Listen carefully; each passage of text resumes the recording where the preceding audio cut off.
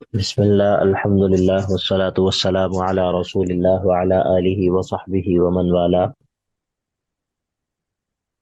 اللهم انفعنا بما علمتنا وعلمنا ما ينفعنا وزدنا علما. رب اشرح لي صدري ويسر لي أمري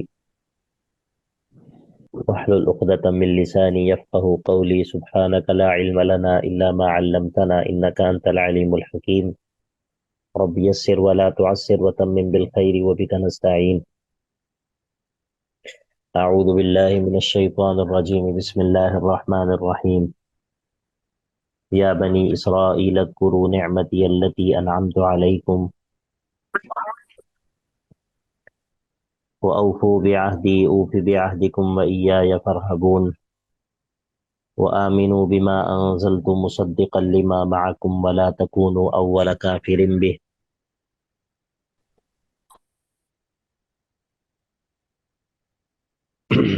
ولا تشتروا بآياتي ثمنا قليلا وإياي فاتقون.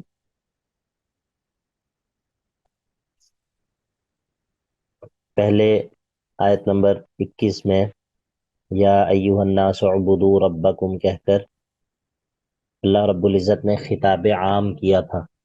یا ایھا الناس کے اندر جو خطاب ہے وہ خطاب عام تھا، پوری انسانیت کو خطاب تھا، اور ان کو مسئلہ عبادت کو تسلیم کرنے کی دعوت دی گئی تھی، اور اسی طرح قرآن مجید کو اور اللہ کے نبی علیہ الصلاۃ والسلام کی سچائی کو تسلیم کرنے کی دعوت دی گئی تھی. اب یہاں پر جو ہے وہ خطاب عام کے بعد اب خطاب خاص ہوگا. خطاب عام کے بعد اب خطاب خاص ذکر ہوگا، اور خطاب خاص جو ہے وہ کن کو ہوگا؟ وہ ہوگا بنی اسرائیل کو، اور بنی اسرائیل کو اسی چیز کی دعوت دی جائے گی جس کی دعوت پہلے عمومی طور پر تمام انسانیت کو دی گئی ہے. اب خاص طور پہ بنی اسرائیل کو اس چیز کی دعوت دی جائے گی، اور وہ کیا ہے؟ وہ یہ ہے کہ تم مسئلہ توحید کو تسلیم کر لو، مسئلہ رسالت کو تسلیم کر لو، بعث بعد الموت کو بھی تم مانتے ہو، ٹھیک ہے، اپنے بعث بعد الموت کے نظریے کی اصلاح کر لو، اور اس قرآن کو سچی کتاب مان لو. یعنی کہ خلاصہ یہی ہے کہ اللہ کے نبی صلی اللہ علیہ وسلم جو بھی شریعت لے کر آئے ہیں اس کو تسلیم کر لو.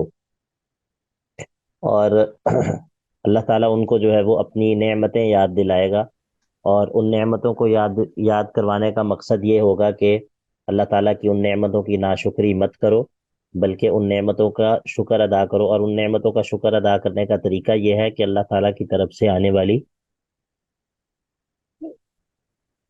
جو وحی ہے اس پر جو ہے وہ ایمان لے آؤ، وہی پر ایمان لے آؤ. تو کہا یا بنی اسرائیل، اے یعقوب کے اولاد، یعقوب کی اولاد جو کہ اللہ کے بندے تھے. اسرائیل کا معنی کیا ہے؟ عبد اللہ، ٹھیک ہے، عبرانی زبان کا لفظ ہے. تو اسرائیل کا معنی ہے عبد اللہ. تو اے یعقوب کی اولاد،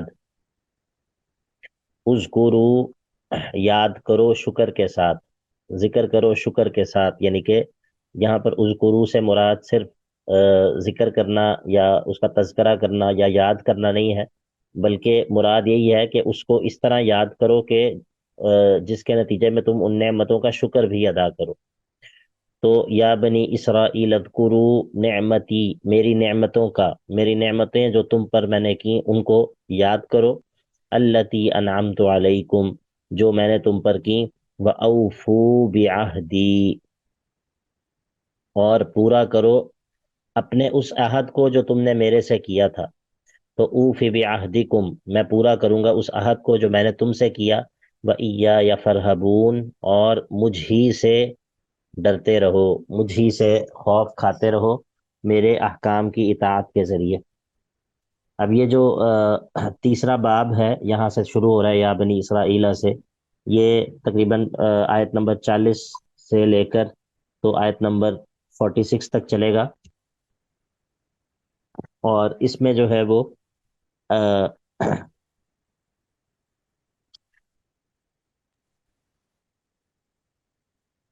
اس میں اللہ تعالیٰ جو ہے وہ 9 اوامر ذکر کرے گا اور 5 نواہی ذکر کرے گا. 9 چیزیں کرنے کا حکم دے گا، 5 چیزوں سے روکے گا. اور 3 بری صفات کا تذکرہ کرے گا اور 3 اچھی صفات کا تذکرہ کرے گا کہ جن کو اپنانے کی ضرورت ہے۔ تو سب سے پہلا جو امر دیا وہ دیا اذکروا نعمتی، یہ پہلا امر ہے۔ دوسرا امر یہ کیا کہ وَأَوْفُوا بِعَهْدِي، میرے سے جو عہد کیا ہے اس عہد کو پورا کرو۔ اور تیسرا جو امر کیا وہ کیا کہ وَإِيَّايَ فَارْهَبُونِ، اور مجھ ہی سے ڈرتے رہو، مجھ ہی سے ڈرتے رہو۔ وَآمِنُوا، یہ چوتھا امر ہے، اور ایمان لے آؤ، بما انزلتو، اس چیز پر کہ جو میں نے نازل کی ہے۔ اور وہ جو چیز میں نے نازل کی ہے، مصدقاً، وہ ما انزلتو، وہ تصدیق کرنے والی ہے اس چیز کی کہ لما معکم، وہ چیز جو تمہارے ساتھ ہے۔ مطلب یہ ہے کہ ہم نے اس قرآن پر ایمان لے آؤ کہ جو قرآن اس تورات کی بھی تصدیق کرتا ہے جو تمہارے پاس موجود ہے۔ یعنی کہ قرآن یہ نہیں کہتا کہ اس سے پہلے انبیاء پر جو آنے والے جو صحیفے ہیں وہ درست نہیں ہیں، بلکہ وہ تو تورات کی تصدیق کرتا ہے۔ وہ تو کہتا ہے کہ اللہ رب العزت نے اپنے انبیاء پر جو کچھ بھی نازل کیا وہ سب برحق ہے۔ تو جب قرآن جو ہے وہ بھی تورات کی تصدیق کرتا ہے، تو تمہارا قرآن کا انکار کرنا گویا کہ تورات کا انکار کرنے کی طرح ہے۔ تو اسی لیے وَآمِنُوا بِمَا أَنزَلْتُ مُصَدِّقًا لِمَا مَعَكُمْ، اور پہلی نہیں ہے کہ وَلَا تَكُونُوا أَوَّلَ كَافِرٍ بِهِ، اور مت ہو جاؤ تم سب سے پہلے اس کا انکار کرنے والوں میں سے، جو میں نے نازل کیا ہے اس کا سب سے پہلے انکار کرنے والوں میں سے نہ ہو جاؤ۔ معنی یہ ہے کہ اگر تم اس کا انکار کرو گے، حالانکہ تمہارے سے زیادہ یہ مطلوب ہے کہ تم اس پر ایمان لاؤ، کیوں؟ کیونکہ تمہارے پاس اس کے سچ ہونے کے دلائل موجود ہیں، تم جو ہے وہ جانتے ہو کہ یہ نبی اور اس پر اترنے والی کتاب یہ جو ہے کوئی ایسی چیز نہیں ہے کہ جو کہ کائنات میں پہلی دفعہ ہو گئی ہو۔ تمہیں معلوم ہے کہ اللہ تعالیٰ اپنے انبیاء کو بھیجتا ہے، ان پر کتابیں نازل کرتا ہے، یہ سب چیزیں تو تمہارے ہاں معلوم ہے۔ تم تو اپنے آپ کو اہل کتاب کہتے ہو، تم تو اپنی نسبت انبیاء کی طرف کرتے ہو۔ یہ نبوت کا کانسیپٹ، یہ کتابوں کے نازل ہونے کا کانسیپٹ، یہ مشرکین کے لیے نیا ہو تو ہو، لیکن تمہارے لیے تو کوئی نیا نہیں ہے۔ تو اگر تم سب سے پہلے اس کا انکار کرنے والے بن جاؤ گے تو بعد میں جتنے بھی لوگ کفر کریں گے تمہیں ان سب کا بھی بوجھ اٹھانا پڑے گا، کیونکہ وہ تمہاری اقتدا کرنے والے ہوں گے۔ تو اس لیے کہا وَلَا تَكُونُوا أَوَّلَ كَافِرٍ بِهِ، سب سے پہلے اس سے کفر کرنے والے مت بن جاؤ۔ وَلَا تَشْتَرُوا بِآيَاتِي ثَمَنًا قَلِيلًا، اور دوسری نہیں یہ ہے کہ میری آیات کو جو ہے وہ دنیا کے تھوڑے سے فائدے کے بدلے مت بیچ دو۔ مطلب یہ ہے کہ اگر تم اس کو تسلیم کر لو گے کہ قرآن جو ہے وہ اللہ رب العزت نے نازل کیا ہے اور محمد صلی اللہ علیہ وسلم سچ کہتے ہیں، تو ظاہر ہے کہ وہ تمام مناصب اور وہ تمام پروٹوکول اور وہ تمام دنیاوی فوائد جو کہ تمہیں ابھی حاصل ہوتے ہیں تمہاری قوم کی طرف سے، وہ تم سے چھین جائیں گے۔ تو تم کیا ان دنیاوی فوائد کی وجہ سے، ان دنیاوی فوائد کے چھن جانے کے خوف سے تم جو ہے وہ میری آیات کا سودا مت کرو۔ وَإِيَّايَ فَاتَّقُونِ، اور مجھ ہی سے ڈرتے رہو، میرا ہی تقوی اختیار کیے رکھو۔ اور وَلَا تَلْبِسُوا الْحَقَّ بِالْبَاطِلِ، اور مت ملاؤ، مت مکس کرو، خلط ملط مت کرو، الحق بالباطل، حق کو باطل کے ساتھ۔ یعنی کہ بعض دفعہ یہ ہوتا ہے کہ انسان حق کو چھپاتا تو نہیں ہے، لیکن وہ حق کو ایسے ڈائلیوٹ کر کے پیش کرتا ہے اور حق کو ایسے باطل کے ساتھ مکس اپ کر کے پیش کرتا ہے تاکہ کسی کو بھی اس کی بات بری نہ لگے، ٹھیک ہے؟ تو اس کو کہتے ہیں تلبیس۔ تلبیس کا مطلب یہ ہوتا ہے کہ انسان حق اور باطل کو خلط ملط کر کے لوگوں کے سامنے پیش کرے۔ تو کہا ولا تلبسوا الحق بالباطل، باطل کو حق کے ساتھ مکس اپ مت کرو، ولا تکتموا الحق، اور نہ ہی یہ کرو کہ حق کو ویسے ہی چھپا لو، ٹھیک ہے؟ یہ دونوں الگ الگ باتیں ہیں نا۔ ایک ہے کہ انسان حق اور باطل کو خلط ملط کر کے پیش کرتا ہے، اور ایک ہے کہ وہ انسان حق کو بالکل ہی چھپا لیتا ہے۔ وَتَكْتُمُ الْحَقَّ، اور نہ ہی حق کو چھپا لو، وَأَنْتُمْ تَعْلَمُونَ، اور تم جانتے بھی ہو کہ حق وہ کیا ہے۔ وَأَقِيمُوا الصَّلَاةَ وَآتُوا الزَّكَاةَ، وَأَقِيمُوا الصَّلَاةَ، اور نماز کو قائم کرتے رہو، وَآتُوا الزَّكَاةَ، اور زکوٰۃ کو ادا کرو، وَارْكَعُوا مَعَ الرَّاكِعِينَ، اور رکوع کرنے والوں کے ساتھ مل کر جو ہے وہ رکوع کرتے رہو۔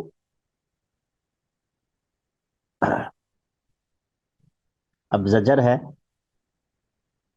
ان کے علماء کے لیے کہ تم لوگوں کو نیکی کا حکم دیتے ہو مگر تم خود سے جو ہے وہ نیکی کو بھول جاتے ہو، تو یہ کام مت کرو۔ مطلب یہ کہ تم علماء ہو، تم لوگوں کو نیکی کا حکم دیتے ہو، راست بازی کا، سچ بولنے کا حکم دیتے ہو، اور خود تم اللہ کے نبی علیہ الصلاۃ والسلام کی نبوت سے متعلق جو سچ ہے اس کو تم چھپائے ہوئے ہو، تو یہ تم کس طرح کر لیتے ہو؟ یہ کام تمہیں زیب نہیں دیتا۔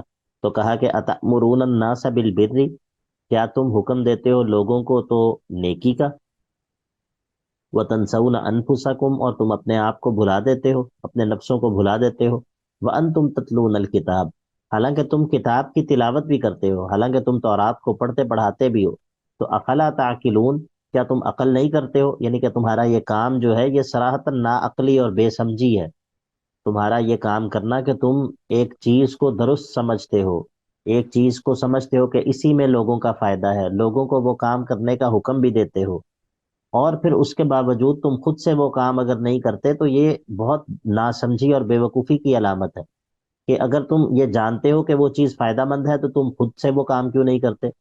ٹھیک ہے، اور اگر تمہیں یقین نہیں ہے کہ اس کے فائدہ مند ہونے پر، تو تم لوگوں کو اس کا حکم کیوں دیتے ہو؟ تو کہا افلا تعقلون، کیا تم عقل نہیں کرتے؟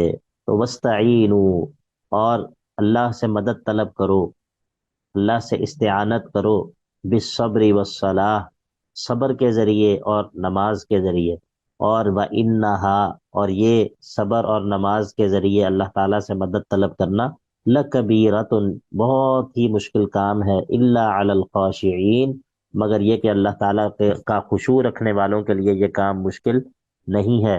اور وہ خاشعین کون ہوتے ہیں؟ وہ ہوتے ہیں الذین یظنون، وہ لوگ جن کو اس بات کا یقین ہے کہ انہم ملاقو ربہم، کہ وہ اپنے رب سے ملاقات کرنے ہی والے ہیں، وانہم الیہ راجعون،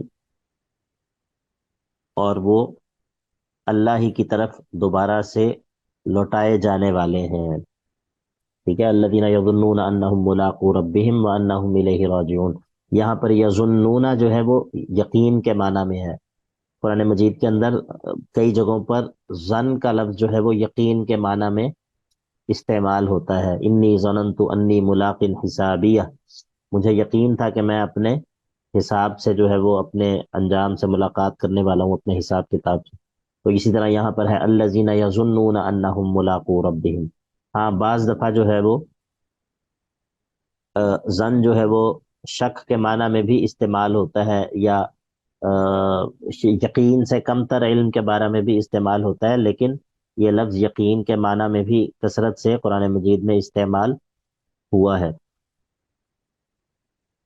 تو یہاں پر جو ہے وہ تیسرا حصہ ختم ہوا ہے، تیسرا باب ختم ہوا پہلے حصے کا، اور پچھلے جو تین حصے، تین ابواب ہیں، ان میں کیا تھا؟ پہلا جو باب تھا اس اس کا سورت کا، اس میں ہم نے قرآن پاک کی عظمت سب سے پہلے بیان کی تھی اللہ رب العزت نے، اس کے بعد تین گروہوں کا تذکرہ کیا تھا، ایک وہ جو کہ قرآن مجید کو ظاہراً اور باطناً تسلیم کر لیتا ہے، دوسرا وہ جو کہ قرآن مجید کا ظاہراً بھی انکار کرتا ہے اور باطناً بھی انکار کرتا ہے، اور تیسرا گروہ وہ جو کہ قرآن مجید کو ظاہراً مان لیتا ہے لیکن باطناً اس کا انکار کرتا ہے۔ اور پھر ان تینوں گروہوں کے دنیاوی جو ان کی کا انجام ہے وہ بھی، اور اخروی انجام بھی، دونوں ذکر ہوا تھا۔ اس کے بعد دو مثالوں کا ذکر کیا تھا، ایک مثال جو ہے وہ آگ والی تھی، اور ایک مثال جو ہے وہ کیا تھی؟ پانی والی تھی۔ اور پھر اس کے بعد سورت کا دوسرا باب تھا پہلے حصے کا، اس کے اندر جو ہے وہ خطاب عام کیا، یا ایھا الناس کہہ کر مسئلہ عبادت کو بیان کیا، اور مسئلہ عبادت کے اوپر عقلی دلائل ذکر کیے، اور اس میں بعث بعد الموت کے دلائل کی طرف بھی اشارہ کیا، اور پھر جو ہے وہ صدق رسول اور صدق قرآن کا بیان کیا، اور پھر مخالفین کو چیلنج دیا کہ اگر تم سمجھتے ہو کہ یہ کتاب اللہ کی طرف سے نہیں ہے، یا ہم نے اپنے بندے پر یہ کتاب نازل نہیں کی، تو تم کیا کرو؟ کیا چیلنج دیا؟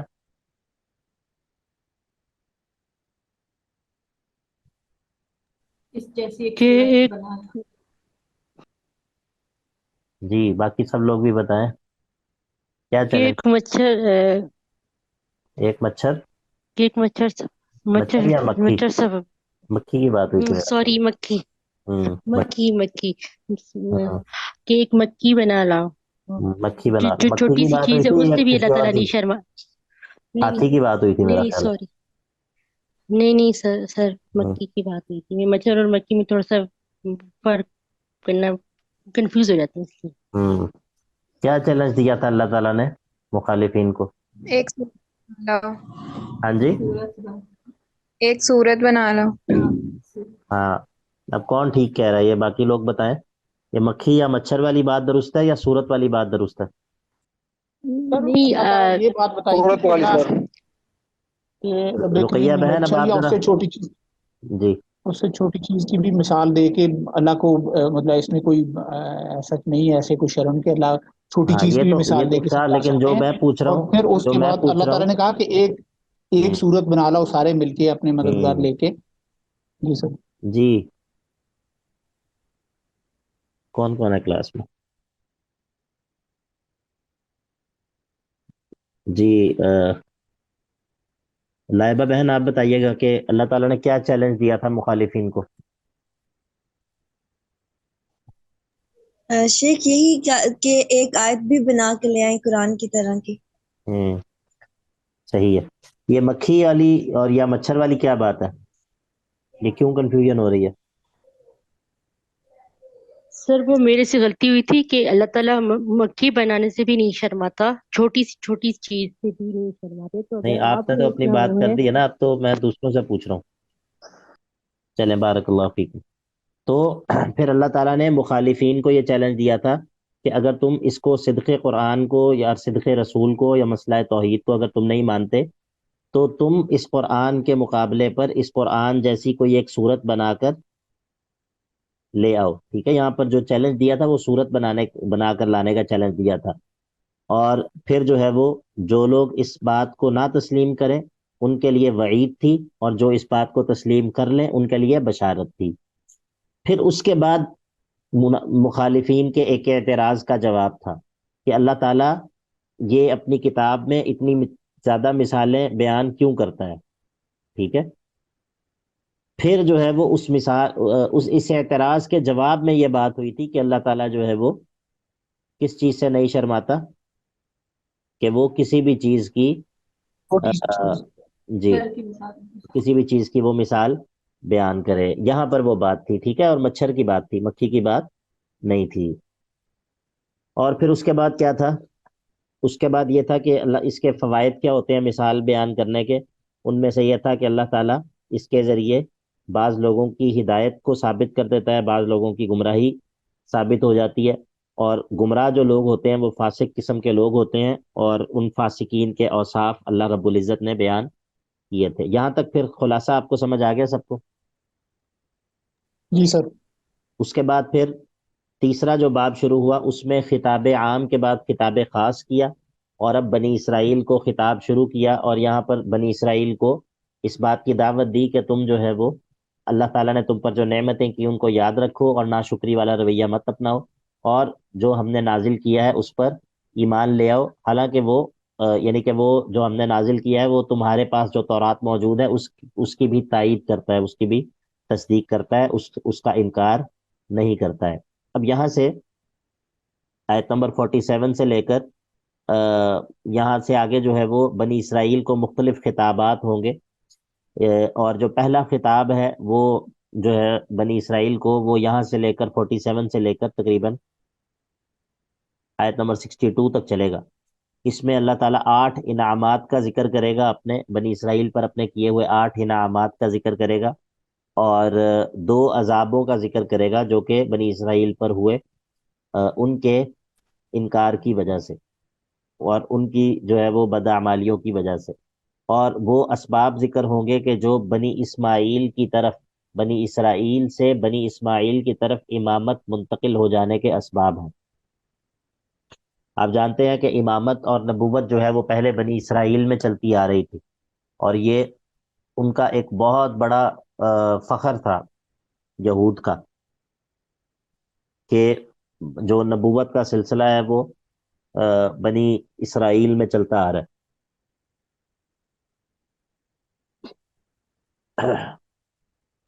تو اللہ رب العزت نے پھر بنی اسماعیل کی طرف امامت اور نبوت کو منتقل کر دیا۔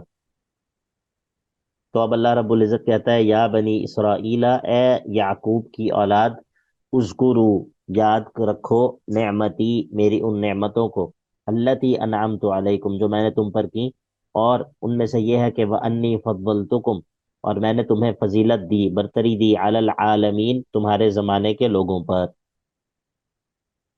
تمہیں تمہارے زمانے کے لوگوں پر فضیلت دی۔ یہ العالمین کا معنی کیا کیا میں نے؟ لوگ زمانے تمہارے زمانے کے لوگوں تمہارے زمانے کے تمہارے زمانے کے لوگ۔ اور الحمد للہ رب العالمین کے اندر آپ عالمین کا کیا ترجمہ کرتے ہیں؟ سارے تمام جہان جہان۔ ٹھیک ہے، تو معنی کے اندر کچھ فرق ہے یا نہیں دونوں کے؟ وہاں پر جو معنی کیا اور یہاں پر جو معنی کیا وہ ایک ہی معنی کر رہے ہیں یا الگ الگ کر رہے ہیں؟ نہیں، وہ لارجر پرسپیکٹو میں ہے، اور یہ جو ہے نا اللہ تعالیٰ گروہوں کی بات کر رہے ہیں، یا ٹائم ٹو ٹائم جو ہاں، تو یہ ہمیں لوگ کیسے آئے۔ پتا چلا، کیسے پتا چلا معنی کے اس ڈفرینس کا؟ لفظ تو ایک ہی ہے، العالمین، وہاں پر بھی ہے یہاں پر بھی العالمین ہے، تو ہمیں کس طرح پتا چلا کہ وہاں پر معنی جو ہے وہ اور ہے، یہاں پر معنی اور ہے؟ آیت کے کنٹینٹ سے۔ اور کوئی بتائے گا؟ شیخ صاحب یہ اعلیٰ کا جو لفظ اس سے پہلے ہے، میرا خیال اس وجہ سے جو ہے مسابقت کمپیریزن۔ فضل تو، اور کوئی؟ کتاب یہ سوری خطاب الخاص ہو رہا ہے، بنی اسرائیل سے ہو رہا ہے، تو اس لیے ہمیں یہاں سے پتہ چلا کہ یہ تو کوئی العالمین۔ وجہ نہیں ہے نا، خطاب خاص ہونے سے تو یہ تو کوئی وجہ نہ ہوئی۔ دیکھیں اصل میں، جی حذیفہ بھائی آپ کچھ کہنا چاہ رہے یہاں فضیلت کی بات ہو رہی ہے نا، تو ہیں؟ ادھر رب ہونے کی بات ہو ہاں، آپ کا جواب کافی قریب قریب ہے، لیکن دیکھیں اصل بات یہ ہے کہ ہم جب قرآن مجید کے کسی بھی آیت کا، کسی بھی لفظ کا، کسی بھی یا حدیث میں سے کسی بھی نص کا معنی سمجھتے ہیں تو اس کو سنگل آؤٹ کر کے اور باقی تمام نصوص سے الگ کر کے نہیں سمجھ سکتے، ٹھیک ہے؟ آپ کو بات سمجھ آئیے؟ جی سر۔ کیوں نہیں سمجھ سکتے؟ کیونکہ یہ بات جو ہے یہ نصوص کے ساتھ، کتاب و سنت کے ساتھ ڈیل کرنے کے لیے جو بنیادی ترین قواعد ہیں ان میں سے یہ قاعدہ ہے کہ ہم کتاب و سنت کی وہ تعبیر نہیں کر سکتے، وہ تشریح نہیں کر سکتے جو خود کتاب و سنت سے کنٹراڈکٹ کرتی ہو، ٹھیک ہے؟ کیونکہ یہ بات طے شدہ ہے کہ کتاب و سنت کے اندر کنٹراڈکشن نہیں ہے، کیونکہ یہ ایک ہی ذات کی طرف سے ہے۔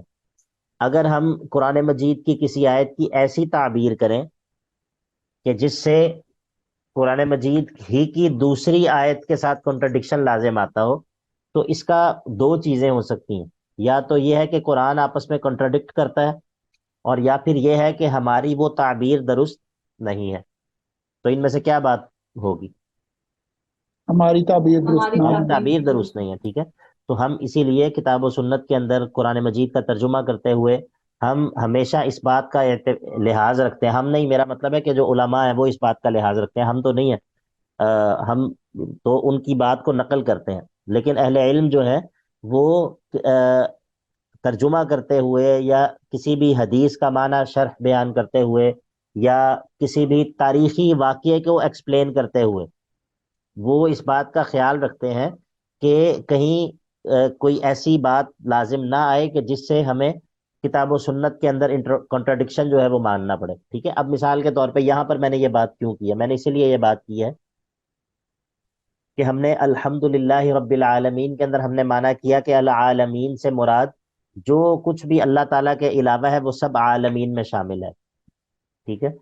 اور سورۃ الفرقان کی جو پہلی آیت ہے، تبارک الذی نزل الفرقان علی عبدہ لیکون للعالمین نذیرا، ادھر ہم نے یہ کہا کہ العالمین سے مراد انسان اور جنات ہیں، ہر دور کے انسان اور جنات، کیونکہ وہاں پر یہ بات ہو رہی تھی کہ ہم نے آپ کو عالمین کی طرف خبردار کرنے والا بنا کر بھیجا ہے۔ اب عالمین کی طرف خبردار کرنے والا اللہ کے نبی کو بنا کر بھیجا ہے تو وہ کون ہے؟ یہ بات ہمیں کتاب و سنت کے دوسرے دلائل سے پتہ چل چکی ہے کہ اللہ کے نبی صلی اللہ علیہ وسلم کی نبوت جو ہے وہ تمام انسانوں کے لیے اور تمام جنات کے لیے ہے، ٹھیک ہے؟ اسی لیے ہم نے وہاں پر العالمین کا ترجمہ کیا کیا؟ انسان اور جنات۔ یہاں پر ہے وَأَنِّي فَضَّلْتُكُمْ عَلَى الْعَالَمِينَ، تو ہمیں کتاب و سنت کے دلائل سے یہ بات معلوم ہو چکی ہے کہ تمام امتوں میں سب سے زیادہ فضیلت والی جو امت ہے وہ امت محمدیہ ہے۔ کئی دلائل ہیں اس کے، قرآن مجید کے اندر بھی موجود ہے، کنتم خیر امت، ٹھیک ہے، وَكَذَلِكَ جَعَلْنَاكُمْ أُمَّةً وَسَطًا۔ تو جب قرآن مجید سے ہمیں یہ بات معلوم ہو چکی ہے کہ بہترین امت جو ہے وہ امت محمدیہ ہے، تو پھر ہمیں یہاں پر معنی ایسا کرنا پڑے گا کہ جس سے اس آیت میں اور ان آیات کے اندر تضاد اور ٹکراؤ پیدا نہ ہو۔ تو اسی لیے میں نے کیا ترجمہ کیا؟ وَأَنِّي فَضَّلْتُكُمْ عَلَى الْعَالَمِينَ، اور میں نے تمہیں فضیلت دی تھی تمہارے زمانے کے تمام لوگوں پر۔ جی کچھ سمجھ آیا یا نہیں؟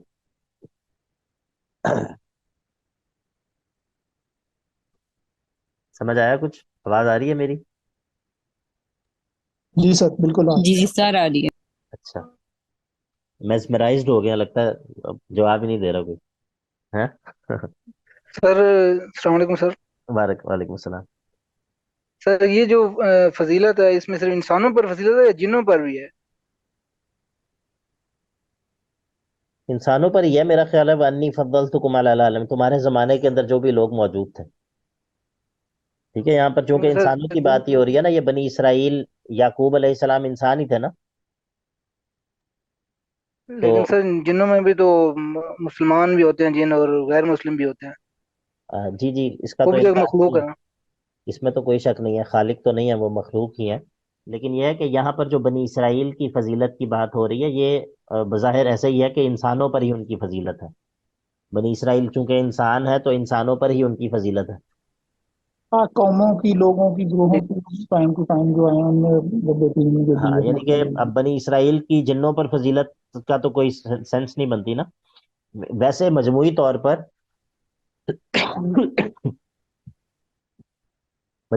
پر انسان جو ہے وہ جنات سے افضل ہے، یہ تو بات ہے، ٹھیک ہے؟ لیکن یہاں پر خاص بنی اسرائیل کو بطور انعام جو ہے وہ ان کو یہ بتایا جا رہا ہے کہ وَأَنِّي فَضَّلْتُكُمْ عَلَى الْعَالَمِينَ۔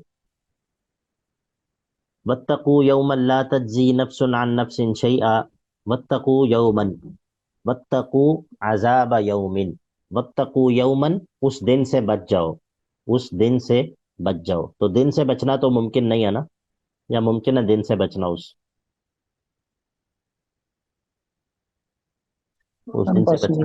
ہاں، تو پھر کیا مطلب ہے اس کا؟ اس کا مطلب یہ ہے کہ وَاتَّقُوا عَذَابَ يَوْمٍ، اس دن کے عذاب سے بچ جاؤ ایمان لانے کے ذریعے، کہ لا تجزی، جس دن فائدہ نہیں دے گا، نفس، کوئی بھی نفس، نفس غیر مجرم، عن نفس شیئا، کسی نفس مجرم سے کچھ بھی، اس دن کے عذاب سے بچ جاؤ جس دن کوئی بھی نفس غیر مجرم کسی نفس مجرم کو کوئی فائدہ نہیں دے سکے گا، ولا يقبل منها شفاعت، اور نہ ہی نفس غیر مجرم سے کوئی سفارش قبول کی جائے گی مجرم کے حق میں، اور ولا یؤخذ منها عدل، اور نہ ہی مجرم سے کوئی فدیہ اور معاوضہ لے لیا جائے گا اس کے جرم کے بدلے میں، اور ولا هم ینصرون، اور نہ ہی یہ لوگ کوئی مدد کیے جائیں گے، یعنی کہ نہ ہی ان کی کوئی مدد کر سکے گا۔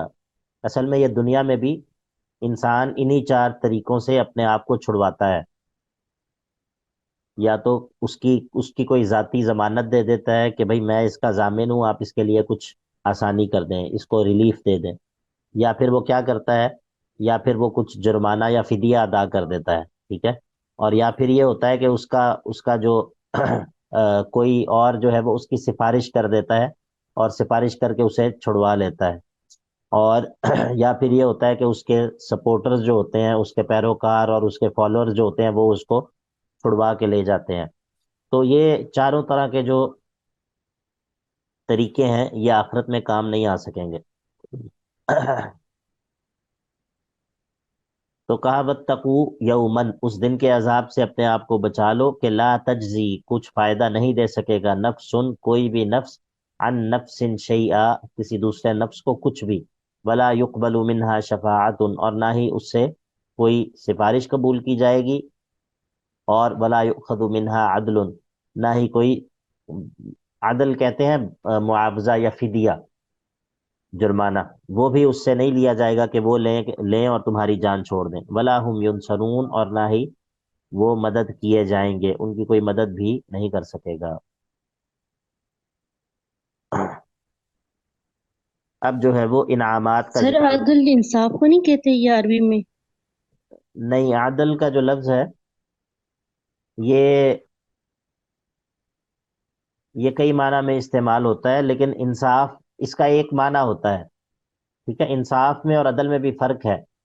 انصاف ہوتا ہے کسی چیز کو نصف نصف کر دینا، ٹھیک ہے؟ لیکن عدل ضروری نہیں ہے کہ انصاف جو ہے وہ عدل ہی ہو، ضروری نہیں ہے کہ انصاف جو ہے وہ کیا ہو، عدل ہی ہو۔ اگر آپ کے دو بچے ہیں اور ایک بچہ جو ہے وہ یونیورسٹی میں جاتا ہے اور ایک بچہ جو ہے وہ نرسری میں پڑھتا ہے، تو آپ دونوں کو ایک جتنی پاکٹ منی دیں گی؟ نہیں سر، مطلب کیوں؟ کہ ایکویلٹی اور ایکویٹی کی بات ہو رہی ہے۔ ہاں تو کیوں؟ یہ انصاف تو یہی ہے نا کہ آپ دونوں کو ایک جتنی پاکٹ منی دیں، لیکن عدل نہیں ہے یہ، ٹھیک ہے؟ بات سمجھ آ گئی؟ ٹھیک ہے، ٹھیک، جی جی سر۔ تو عدل کا جو لفظ ہے یہ کئی معنی میں استعمال ہوتا ہے، اور بعض دفعہ یہ برابری کے معنی میں بھی استعمال ہوتا ہے، اور بعض دفعہ یہ شرک کے معنی میں بھی استعمال ہوتا ہے۔ والذین کفروا بربہم یعدلون، قرآن مجید کے اندر ہے والذین کفروا بربہم یعدلون، اور وہ لوگ جو کافر ہیں وہ اپنے رب کے ساتھ برابر ٹھہراتے ہیں۔ یعدلون، یعدلون اصنامہم یا یعدلون آلہتہم، اپنے معبودوں کو اللہ تعالیٰ کے برابر ٹھہراتے ہیں۔ تو اب یہاں پر بھی برابر ٹھہرانا، عدل جو ہے وہ اس معنی میں بھی استعمال ہوتا ہے، یعدلون، ٹھیک ہے؟ تو یہاں پر جو ہے وہ کس معنی میں ہے؟ یہاں پر اس معنی میں ہے کہ آپ جب اپنے گناہ، اپنے جرم کا کوئی دیتے ہیں، اس کا کوئی جرمانہ یا فدیہ ادا کرتے ہیں، تو وہ جرمانہ اور فدیہ وہ معاوضہ بن جاتا ہے آپ کے جرم کا، یعنی کہ آپ کا جرم تھا، اس کی آپ کو سزا ملنی تھی، اس جرم کے بدلے آپ نے اس کے برابر میں کیا چیز دے دی؟ وہ پیسے جو ہے وہ ادا کر دیے، تو یہ آپ کا دیا ہوا مال آپ کے جرم کے برابر آ گیا۔ بات سمجھ آ گئی؟ شیخ صاحب بدلہ کا ورڈ بھی یوز کر سکتے ہیں، بدلہ اس کا بدلہ، نہیں، یہ اس کو برابر، جرمانہ یا فدیہ معاوضہ۔ ہی کہتے ہیں نا، عدل، جی سر، جرمانہ یا فدیہ ہی کہتے ہیں ایسا۔ چلیں دیکھتے ہیں انہوں نے کیا رائٹ۔ لکھا ہے ترجمین میں، جالندھری صاحب کو دیکھتے ہیں انہوں نے کیا لکھا ہے۔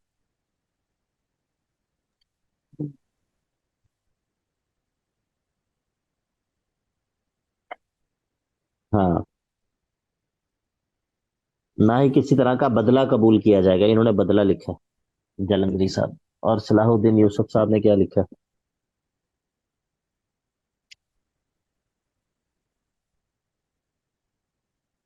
یہ تراجم دیکھنے سے بعض دفعہ بڑا فائدہ ہو جاتا ہے، کسی لفظ کی نا کوئی تعبیر، بڑی اچھی تعبیر مل جاتی ہے۔ ظاہر ہے کہ انہوں نے فدیہ مانا کیا صلاح الدین یوسف صاحب نے، ولا یؤخذ منها عدل، نہ ہی کوئی بدلہ اور فدیہ لیا، بدلہ بھی لکھا ہے انہوں نے، نہ ہی کوئی بدلہ اور فدیہ لیا جائے گا۔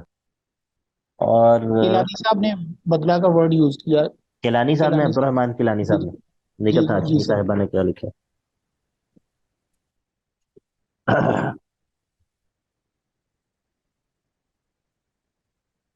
نگہت ہاشمی صاحبہ نے لکھا نہ اس سے کوئی فدیہ لیا جائے گا۔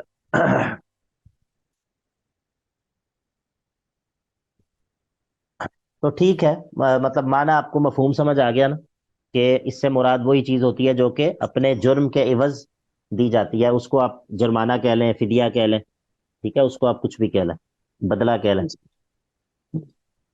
لیکن ایسا کچھ بھی یہ نہیں ہوگا کہ کوئی مال وغیرہ لے لیا جائے اور اس کے عوض اس کو چھوڑ دیا جائے اور اس کے جرم کو معاف کر دیا جائے، تو اس دن سے اپنے آپ کو اس دن کے عذاب سے بچا لو۔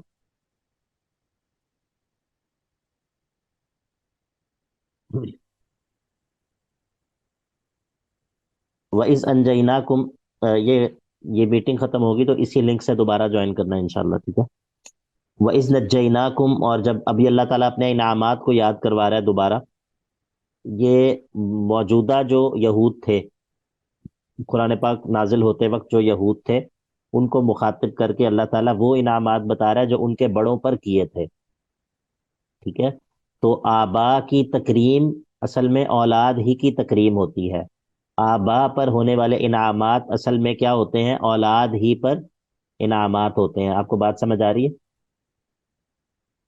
جی شیخ صاحب، جی شیخ اگر صاحب۔ آپ کے پیدا ہونے سے پہلے آپ کے آپ کے فور فادرز میں، آپ کے نسلوں میں بھی اگر اللہ تعالیٰ نے کسی پر کوئی انعامات کیے تھے تو وہ دراصل آپ پر بھی انعامات ہیں۔ آپ کو چاہیے کہ آپ ان پر بھی اللہ تعالیٰ کے مشکور ہوں، ٹھیک ہے؟